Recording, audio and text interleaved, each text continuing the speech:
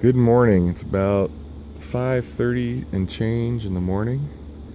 This is the morning after the first run ever. So a couple days ago, I picked up my dry washer in town. A guy makes them himself,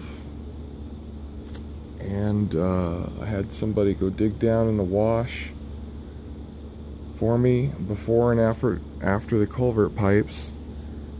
And I ran the first bucket of all that material last night. So, here's what it looks like. Here's where you shovel in all your material. It falls on the other side of this right here and drops in, hits a flat plate, hits that flat plate up at the top first. And then, see, these are called riffles, and what it does is it helps sort the lighter material. The lighter material comes over the top and keeps working its way down until you have a pile of it. And the heavier material, black sand and gold, finds its way down, trapped in the riffles. Then you unlatch this thing in 4 places and you dump it in your pan.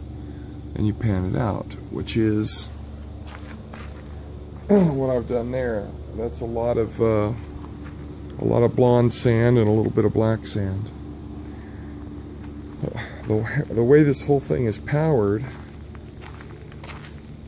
is we've got a leaf blower without its rigid hose on the end, and you strap this black flexible hose to it. And then you bungee it to a classifier. What that does is allow it to inhale air from the bottom without sucking up rocks and dirt and stuff. And it's a nice stable base for it. I didn't figure this out. The guy that sold me the dry washer did, Jim. So it works out really well. So what I'm experimenting with is, this is a 2-speed.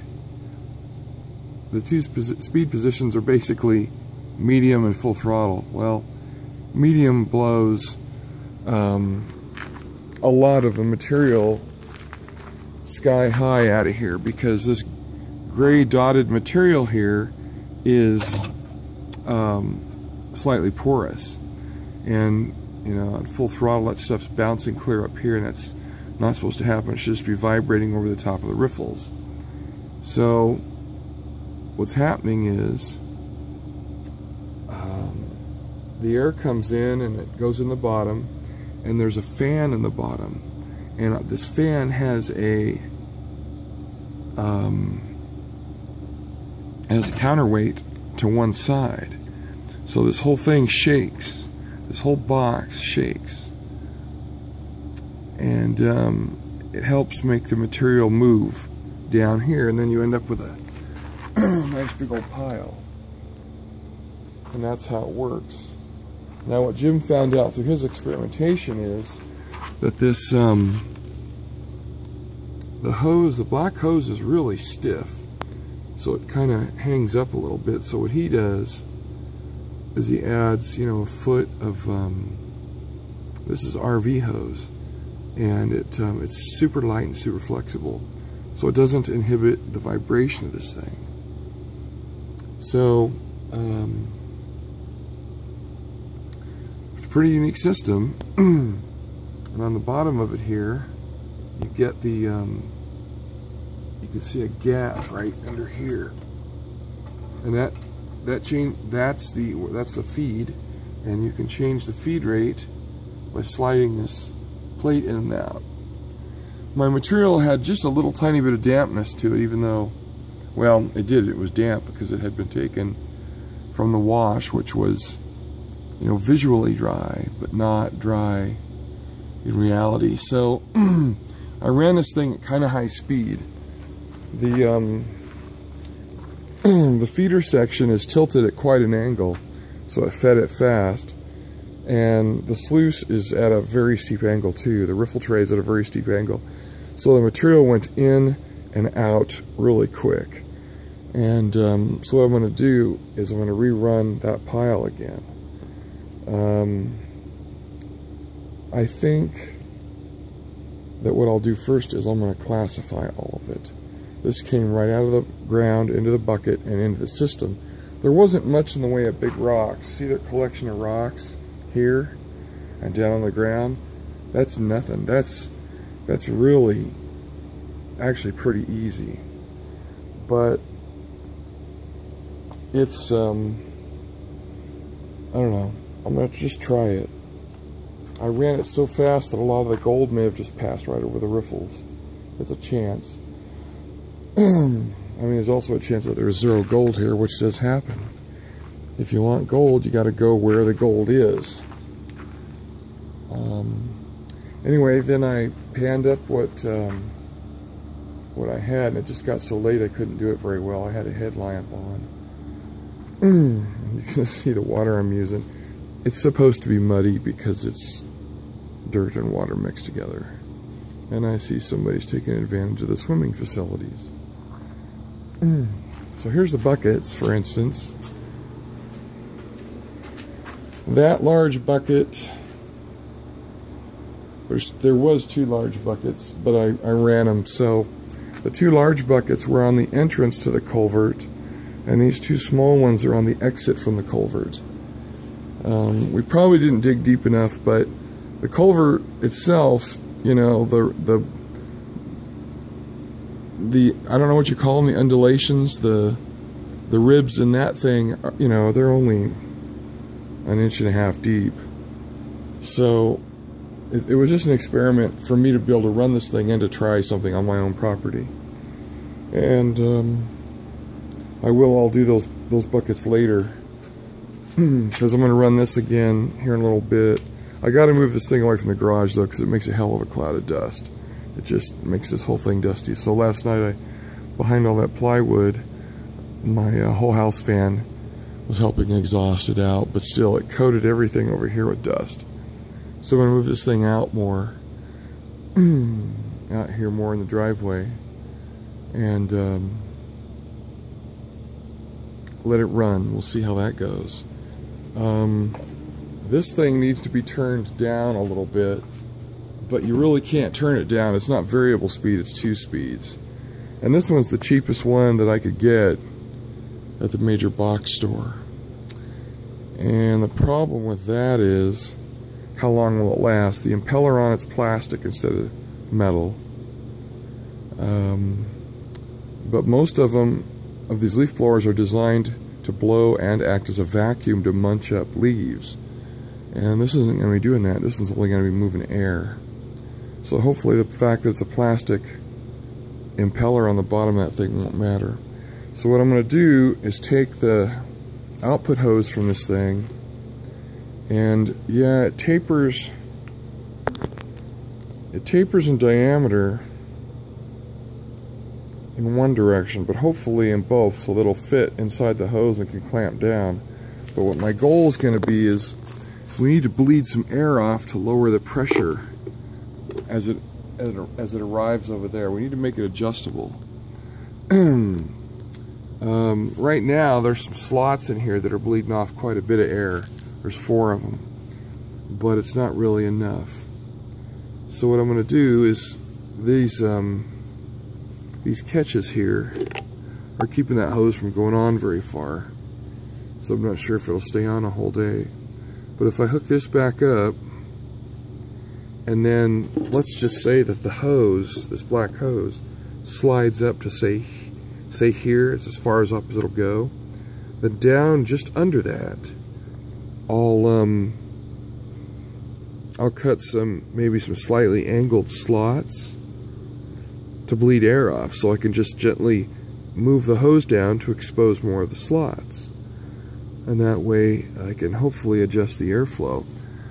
I am on the search to do this electrically. I suppose I could bring a variac out in the field. My preference is to have a blower that will not burn a lot of power. You bleed off air, that's great, you're making your drywasher happy, but this thing is still pulling the same amount of power. whether you're using all of its airflow or just half of it or whatever. So the goal is to not be an energy hog in the field, because you got to feed that either with, you know, a generator, solar possibly, that sort of thing. The guy that's helping me understand all this and that sold me the drywasher, he's got a very unique situation. His little tiny 2-stroke generator is 1,000 watts. But you put any kind of a load on it, even just 500 watts, and the voltage sags from 120 volts clear down to 75. It's pretty funny. But what happens is his blower slows way down, probably to 25% of its normal output, which is perfect for the drywasher. So I'm thinking at some point his generator is going to smoke. One of these days it's going to die electrically or mechanically or something, and he's going to hook it up to a new generator, and his blower is going to run at 3 times the rate it did with the voltage sag. Now I know that doesn't make a lot of sense. Going from 75 volts to 120 shouldn't be triple the output, but the output of these things is not linear. It's pretty much exponential. You get the speed a little high and the velocity goes up really fast. So we kind of roughly experimented with that in his garage. We hooked it up to 120 volts, put our hand in front of the output, said, wow, that really flies. Hooked it up to his generator and put our hand in front of it and said, wow, that's a massive reduction. It's like 75% reduction. So, I don't really have a closed frame variac so I could bring the speed down with. I don't have one. I have an open frame, which you don't want 120 volts floating around when you're trying to, you know, experiment with this stuff out in the field. So anyway, sorry, it's early in the morning. I'm a little hoarse, but I worked on this until late last night. So I'm gonna try and fit that hose over the big hose. I'm gonna try and hook that over the small one and see if I can get the slots I want and all that kind of thing, just to see if I can get it to work. It's nice that this is nice and light. I suppose an inverter and some solar could work. One thing I did was last night is I took the power meter. It's a kilowatt meter, and I tested. I wrote it down on my notes, which are in my phone here, but so I can't quote anything. But I think at full throttle it was like 700 watts worth of power, and at the lower speed it was like 400. And you know, 400 watts it's a funny thing to try and compare, say, energy usage to air output, because these things aren't linear. They're not even close to linear. You add another 100 watts, you might increase the airflow 50%. If you've ever dealt with tuned pipes on 2-strokes, you know the concept. It's literally, it's like, I don't know, your geometric progression or something. It's the curve is quite, it goes easy at the beginning and then it just jumps like crazy. So the ability to make the air output variable makes the drywasher happy, but you don't want to, you know, you don't want to burn a lot of excess electrical energy out in the field. You don't want to waste it. You want the motor to be maybe, this whole system to maybe 10% or 15 or 20% more than you need, in case maybe there's days where you have heavier material, but you don't want it to be 100 or 200% more. And that's the problem. That guy that's got his has way more output than mine. It's just, it blows a gale, you know. And so I got the cheapest one I could find with the lowest output, but still had 2 speeds. And the 2 speeds help immensely, because I think it's actually a different set of motor windings. It acts like it. It's not like some resistor or something. It could be, but we'll find out, because if it's a resistor, that thing will burn up one of these days. But anyway, so there's what we've got, and my goals are to try and make this variable somehow. I'll definitely vary the air, but I'm not done with this blower. This thing was, whatever, 30 bucks or something.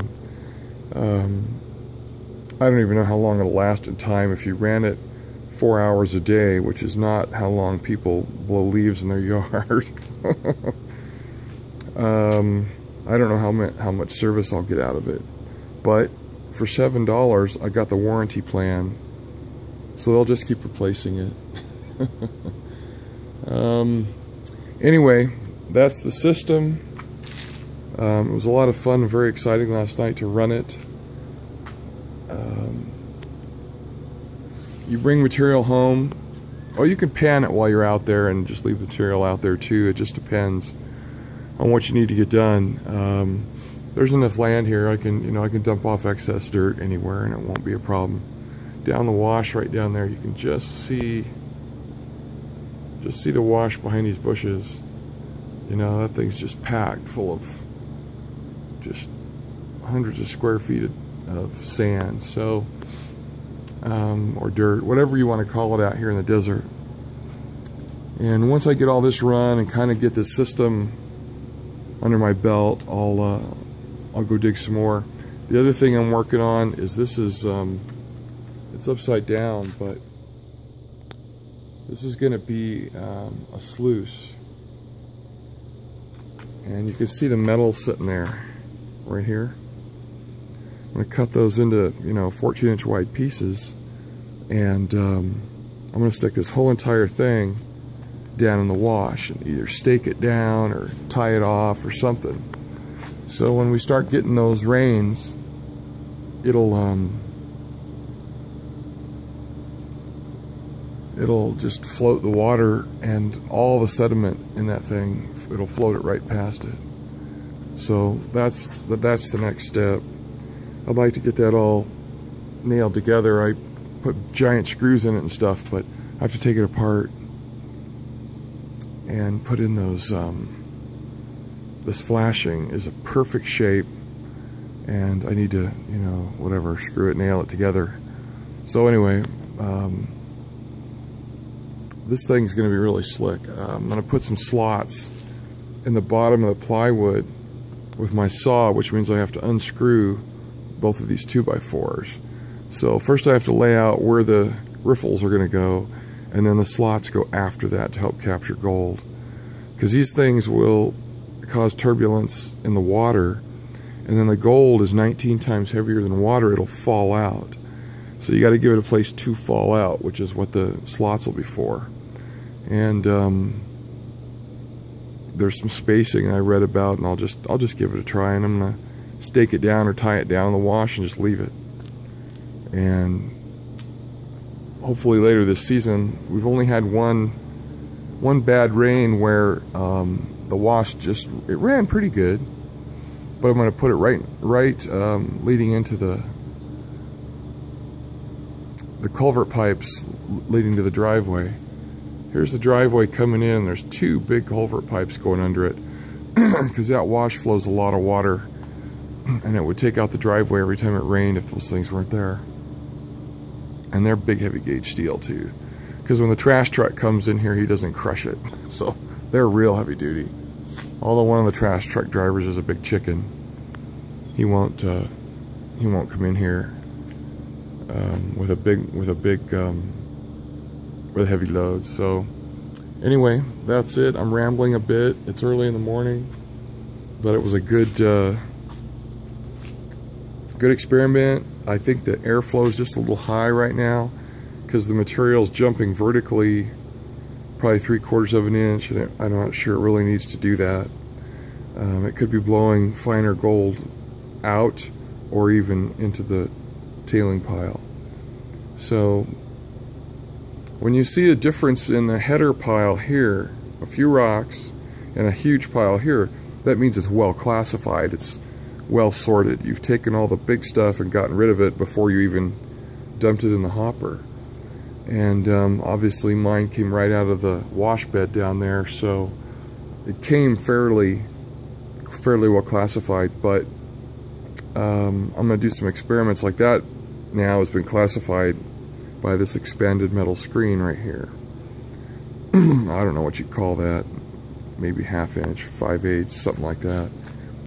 So I'll classify all that stuff, and I'll show you what a stack of classifiers look like. Some of them come that are made of plastic, others come, you see that in the reflection. This one's like 1/2 inch, the next one's a 1/4 inch, the next one's a 1/20th of an inch, the next one's a 100th of an inch. I mean, it gets way down there. I think the next one's 200. So they call it, you know, 1/2 inch mesh, 200 mesh, whatever. So I'm gonna take, now I forgot where I got that material, but I'll classify all of it into a bucket, which is that bucket right there. These things fit perfectly. These bad boys fit perfectly right into the top of this thing.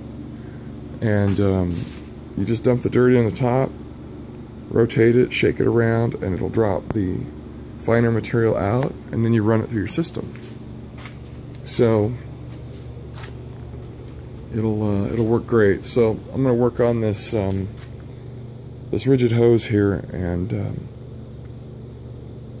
get the big hose fitted to it, and just experiment with slotting it and stuff. I really wish electrically I could get the output to vary. I really wish I could.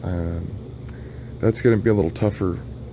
I did find online somewhere a 12-volt blower, and it blew real high CFM, like 300 something CFM out of these things. This one's only rated, I don't know, it's not very high, but it still might be too high. But at least if it was a 12 volt, I could probably find a way, use a DC motor controller or something, and PWM output, and just have a knob and just bring the speed of the thing down. Or as we learn in combat robotics, if you want to increase the speed, you just use more batteries. So, you know, there's several ways to do it if it's DC. AC is a lot harder because the controls available to vary them are expensive. With DC, they're real cheap. Hobby level stuff. Hell, you could make one with a FET and a 556, you know, dual timer. You could just make your own and regulate the motor output. So this just gets me rolling here in the driveway, so I can get used to using this, get my panning skills down. My panning skills are okay, but it takes me forever. Real experts do it so fast to make your head spin. And there was 0 gold in that thing. I'm going to finish it off, but there was 0 gold in it. So either I blew it out, or there is none in this particular area. It's just, sometimes you get 0 for a reason. I just need to make sure that I'm doing my best effort on this. So anyway, way too long of a video. My apologies. The sun's coming up. It's a beautiful morning. There's the hills. The sun's just to the left. I don't want to blind the camera showing it to you. Real pretty mornings, real pretty evenings. And here we are, prospecting at last. See you, bye.